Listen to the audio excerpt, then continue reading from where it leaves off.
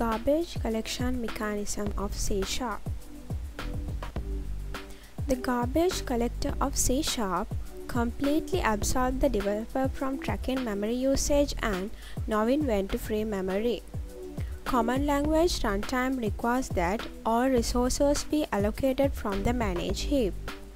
You never free objects from the manage heap. Objects are automatically freed when they are no longer needed by the application.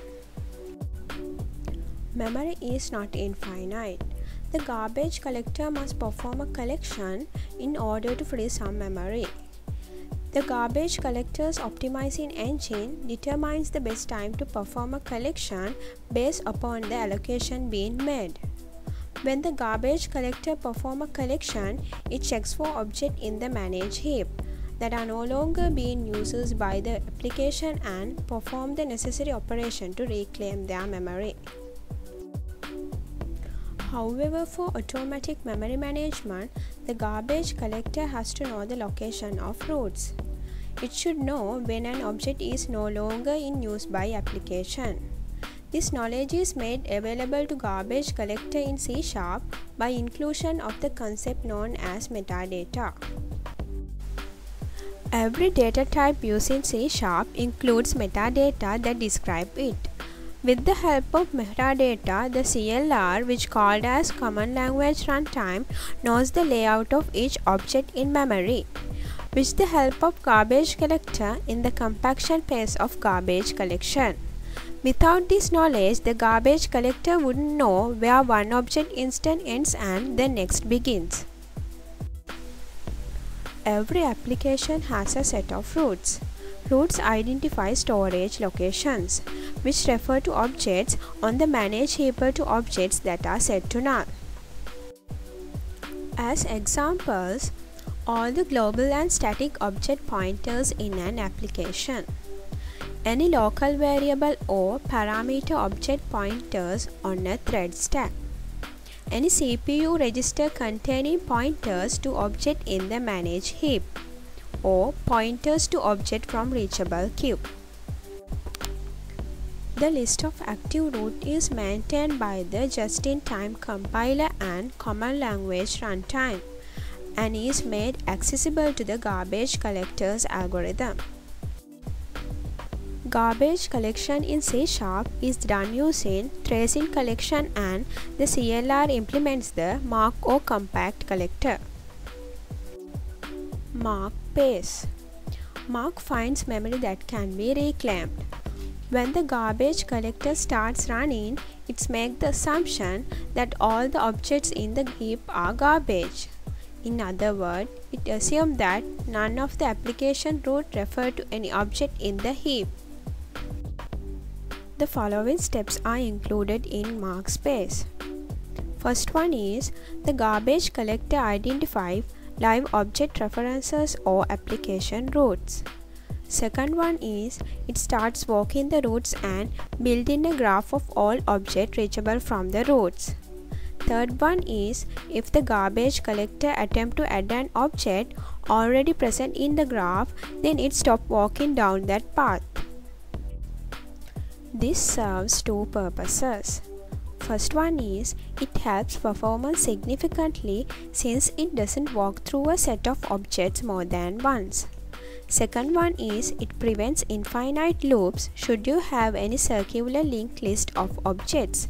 Thus cycles are handled properly.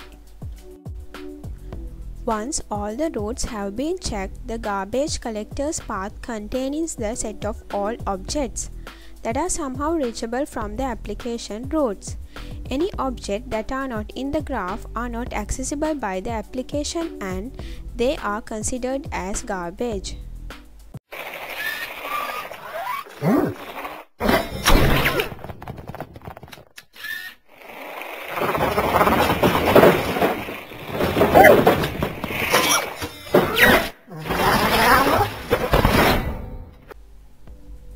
Compact space.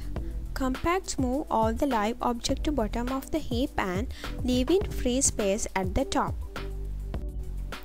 Compact pairs include the following steps. First one is The garbage collector now walks through the heap linearly and looking for contiguous block of garbage objects. Second one is the garbage collector then shifts the non-garbage object down in memory and removing all of the gap in the heap. Third one is moving the object in memory invalidates all pointers to the object.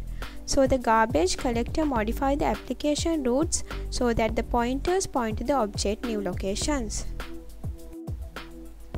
In addition, if any object contains a pointer to another object, the garbage collector is responsible for correcting these pointers as well. After all garbage has been identified, all the non-garbage has been compacted and all the non-garbage pointers has been fixed up.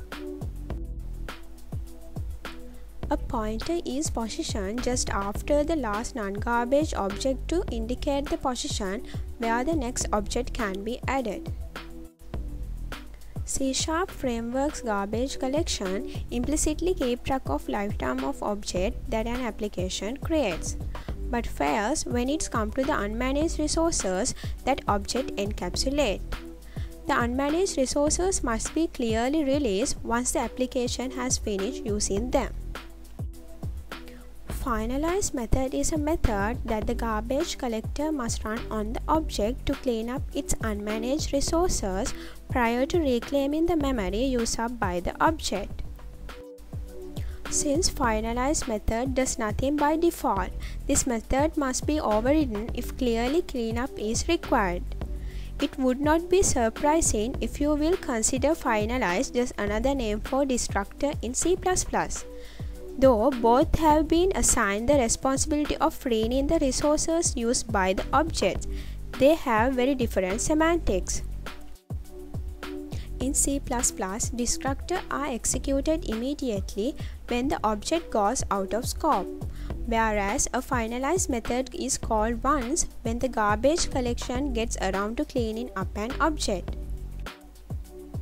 The potential existence of finalizer complicates the job of the garbage collection in C# by adding some extra steps before freeing an object. Whenever a new object having a finalize method is allocated on the heap, a pointer to object is placed in an internal data structure called finalization queue. When an object is not reachable, the garbage collector considers the object as garbage. The garbage collector scans the finalization queue looking for pointers to these objects. When a pointer is found, the pointer is removed from the finalization queue and appended to another internal data structure called reachable queue, making the object no longer a part of a garbage. At this point, the garbage collector has finished identifying garbage. The garbage collector compacts the reclaimable memory and the special runtime thread empties the reachable queue, executing each object's finalize method. The next time the garbage collector is invoked, it sees that the finalized objects are truly garbage and the memory for those objects is simply freed.